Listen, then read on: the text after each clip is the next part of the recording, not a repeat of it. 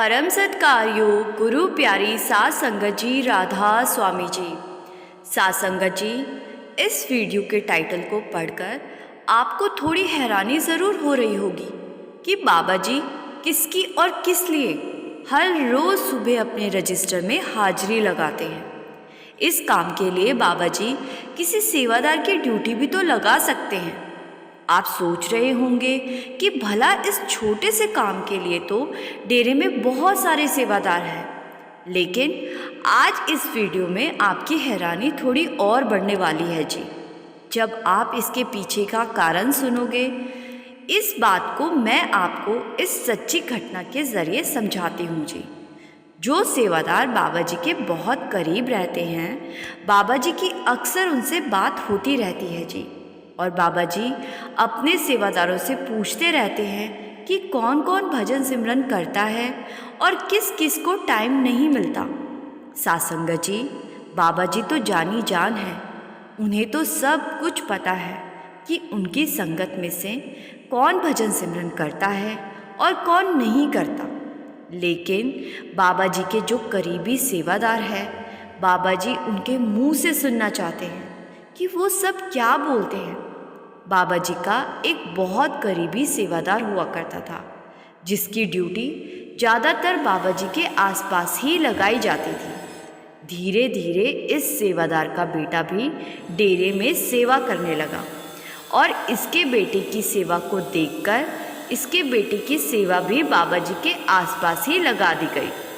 एक बार सेवादार का बेटा बाबा जी की कोठी में बने बाग में फूलों की सेवा कर रहा था और उसी समय वहाँ कोठी से निकलकर बाबा जी बाहर आ गए और सेवादार के बेटे से पूछने लगे कि बेटा, तू सेवा तो बहुत अच्छी और लगन से करता है, लेकिन क्या तू असल सेवा यानी भजन सिमरन की सेवा भी करता है या नहीं?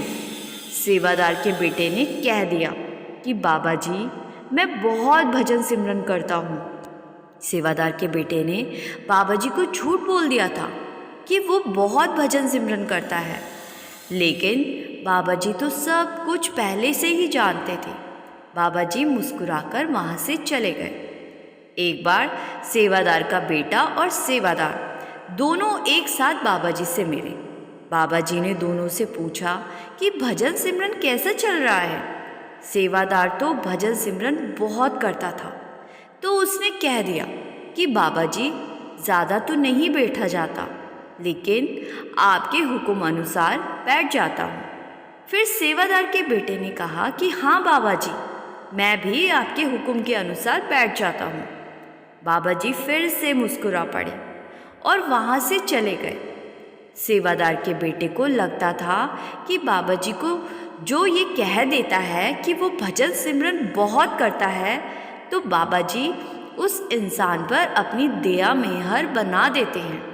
लेकिन सेवादार का बेटा ये नहीं जानता था कि बाबा जी जो कुल मालिक का रूप है, वो तो सब जानते ही हैं। इसलिए सेवादार का बेटा बाबा जी से हमेशा झूठ कह देता था।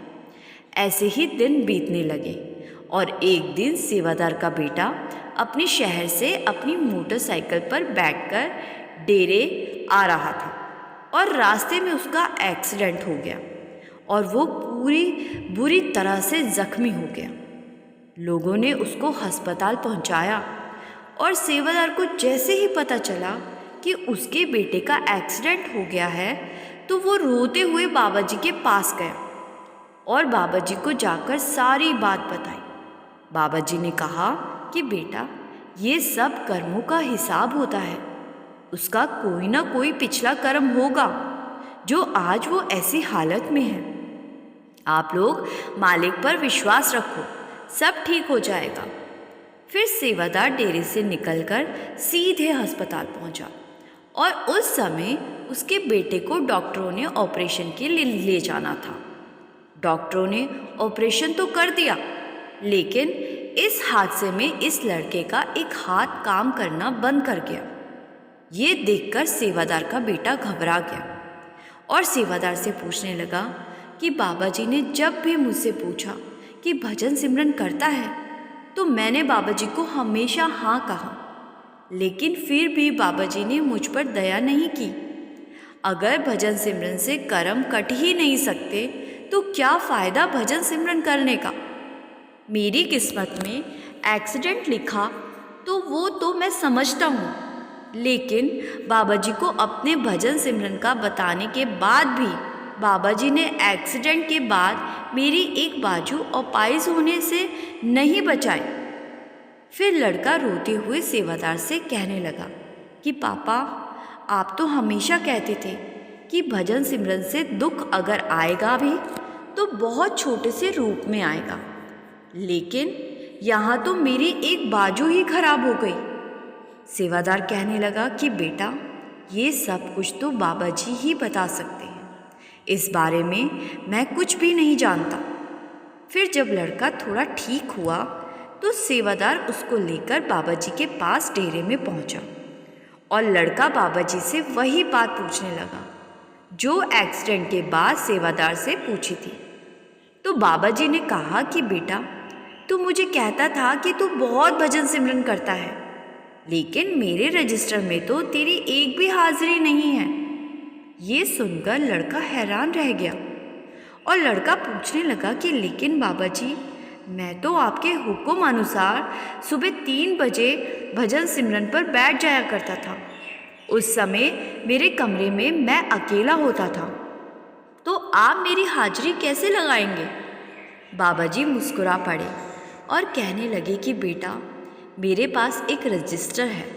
उस रजिस्टर में मैं हर रोज़ सुबह 3 बजे उन सब की हाजिरी लगा लेता हूँ जो 3 बजे भजन सिमरन कर रहे होते हैं, और जो 3 बजे सो रहे होते हैं उनकी मैं गैर हाजिरी लगा देता हूँ।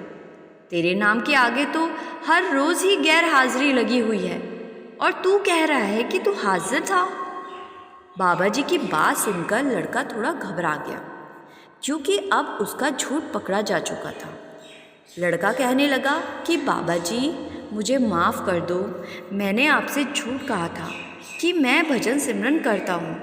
बाबा जी ने कहा कि बेटा, मुझे पता है, इसीलिए तो मैं तेरी गैर हाजिरी लगा देता था। लड़का बड़ा ही शर्मिंदा हो गया और बाबा जी से माफ़ी मांगने लगा।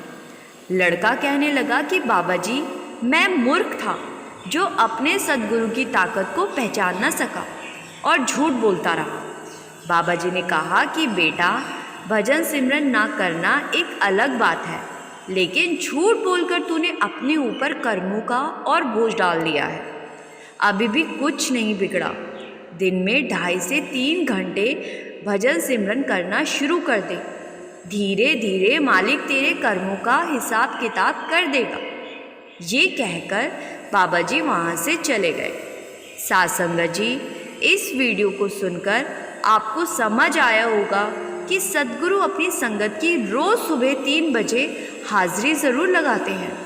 कहते हैं सुबह 3 बजे सद्गुरु रहमतों का टोकरा लिए घूमते रहते हैं, और जो बाबा जी का प्यारा सुबह 3 बजे भजन सिमरन पर बैठा मिलता है, उस पर बाबा जी रहमतें बरसा देते हैं जी, और उसकी अपने रजिस्टर में हाजिरी लगा देते हैं जी। और जो सो रहे होते हैं, बाबा जी उन्हें देखकर चुपचाप यहाँ से निकल जाते हैं और उनकी गैर हाजिरी लगा देते हैं जी। ये मत सोचो कि सद्गुरु ने नामदान दे दिया है तो बस सब कुछ मिल गया। नामदान तो स्कूल में दाखिला लेने जैसा है। जब तक मेहनत नहीं करोगे तब तक सद्गुरु की परीक्षा में पास नहीं हो पाओगे और सद्गुरु के रजिस्टर में गैर हाजिरी लगती रहेगी। साध संगत जी, आशा करती हूँ जी बाबा जी की ये प्यारी सी साखी आपको अच्छी लगी होगी जी। साध संगत जी, आप हमारे फेसबुक पेज पर बाबा जी के लेटेस्ट अपडेट पाने के लिए जुड़ सकते हैं जी। लिंक हमने डिस्क्रिप्शन में दे दिया है जी।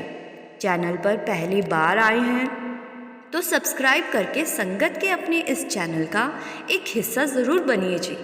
गुरु प्यारी साध संगत जी, राधा स्वामी जी।